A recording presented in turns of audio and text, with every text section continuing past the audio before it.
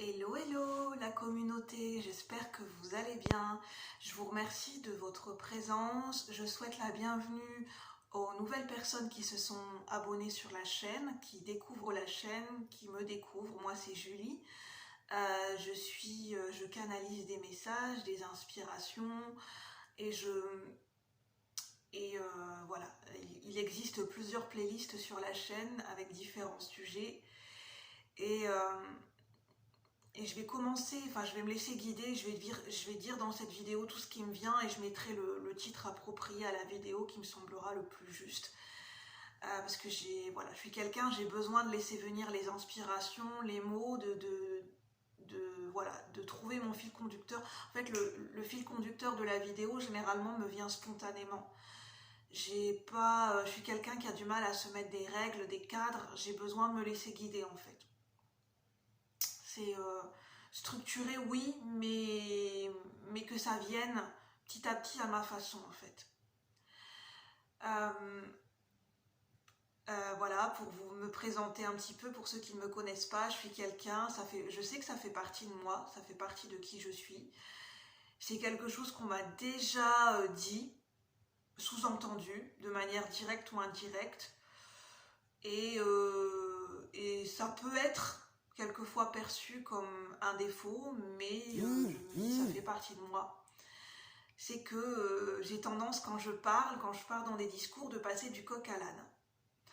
Alors moi je m'y retrouve, mais c'est vrai que peut-être pour vous ça peut, ça peut être difficile de vous y retrouver. C'est vrai que quand on a un esprit créatif, là je fais une introduction, on a plein d'idées en tête, on fait le lien avec plein de choses. En fait, ce qui se passe quand on a un esprit créatif et quand on a aussi une médiumnité qui s'est révélée, qui s'est réveillée à nous, nos sens, notre sensibilité, et qu'on a un esprit en arborescence, on appelle ça en arborescence, et bien en fait, on fait le lien avec plusieurs choses, et dès qu'une idée nous vient en tête, dès qu'on est en train de transmettre notre phrase, on a déjà la phrase suivante, on a déjà une autre idée, et c'est comme si on n'arrivait pas à suivre le fil de nos idées. On a un esprit qui va très vite en fait, dans l'ordre des idées et dans ce qu'on a envie de transmettre. Même moi dans mes canalisations, des fois ça va très vite en fait, ça fuse dans ma tête, et c'est difficile de pas louper le coche et de pas louper le train pour vous transmettre ce qui me vient à un instant T. Voilà, c'est ce qui me vient à l'esprit. Peut-être que des personnes se posaient des questions par rapport à cela, donc je vous transmets la réponse. Par contre, je fais une petite pause parce que j'ai mon chat qui vient de monter et je vais surveiller, je vais le prendre avec moi pour pas qu'il fasse des bêtises, parce que sinon, si je le laisse, des fois il veut aller un peu partout, il fait un petit peu de bêtises. Il s'ennuie, donc il est venu avec moi. Bon, bah, je vous présente Chester, je vais le prendre avec moi. J'ai pas besoin de mettre sur faux, c'est l'inattendu. Ah oui, c'est l'inattendu. Ça se passe toujours comme ça dans mes vidéos. J'avais envie de vous parler de dogmes spirituels dans cette vidéo, de science, de l'aspect scientifique des choses et de ce système qui est sous-jacent dans nos sociétés. C'est le fait de se comparer aux autres. Et en fait, ce matin, j'ai eu un déclic. Mais je me suis dit, mais c'est vrai, en fait, des fois, notre mal-être, nos réactions émotionnelles et le fait qu'on a un inconfort intérieur et on met pas le mot dessus, mais en fait, c'est tout simplement, enfin, c'est pas simplement parce que c'est plus complexe que ça, mais c'est lié au fait que, généralement, depuis qu'on est petit, sans s'en rendre compte, on s'est construit de cette manière, on a tendance à se comparer les uns aux autres. En fait, on a cette peur profonde, et je pense que c'est une peur qui est archaïque et qui est collective, c'est une peur qui est collective, qui est très ancienne et qui est archaïque. C'est qu'on a peur de ne pas être assez bien quand on est soi-même.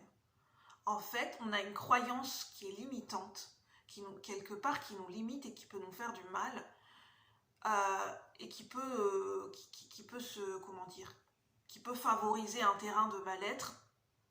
Entre parenthèses, je ne suis pas médecin, donc voilà, je ne vais pas rentrer dans des détails, je ne vais pas vous faire de la psychologie, je ne suis pas médecin, mais en tout cas, ça peut être une des causes possibles ça peut favoriser ce terrain de mal-être, c'est cette peur archaïque de se dire quand je suis moi-même, je ne suis pas suffisant.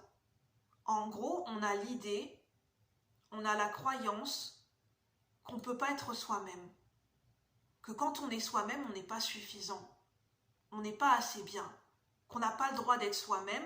En fait, que être soi-même, c'est pas ce qui nous est demandé. De se dire, non mais attends, c'est être soi-même, mais aujourd'hui, c'est pas ça qu'il faut. On a l'impression qu'on doit être quelqu'un d'autre que soi-même en permanence. Qu'on n'a pas le droit d'être soi-même, ou qu'être soi-même, c'est pas suffisant. Soit on n'est pas assez, soit on est trop ceci, trop cela. Et je pense que ça, c'est une croyance limitante et c'est une peur archaïque, inconsciente, qui nous vient du collectif. Liée à des mémoires historiques, j'entends. C'est des mémoires historiques. Parce qu'en fait, dans l'histoire de l'humanité, notamment en France et dans d'autres pays du monde, quand on s'autorisait à être soi-même, généralement, quand les gens s'autorisaient à s'exprimer, à être soi-même, que ce soit des femmes ou des hommes, et à un moment donné, elles l'ont payé de leur vie dans l'histoire de l'humanité. Elles ont été persécutées, on les a menacées, on les a manipulées, on les a empêchées de s'exprimer, on les a censurées, que ce soit la presse écrite, la presse orale, que ce soit dans notre vie de tous les jours, que ce soit dans un sujet spécifique. Chester, viens un petit peu avec moi. C'est parce que sinon il fait des bêtises, mais là il s'ennuie. Et donc c'est lié à des mémoires historiques, ce besoin de se comparer, cette peur d'être soi-même, parce que comme si il y a un danger à être soi-même, comme si ce n'est pas suffisant. Et c'est pour ça qu'on a ce besoin de se comparer, de se jauger les uns aux autres. En fait, c'est un mécanisme de défense et c'est une manière de se protéger. Et c'est ça que j'avais envie de vous exprimer dans cette vidéo.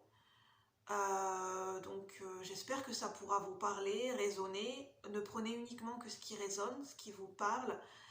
Et moi, je vous retrouve bientôt pour de nouveaux partages. Une bonne journée, la communauté. À bientôt. Bye bye. Merci.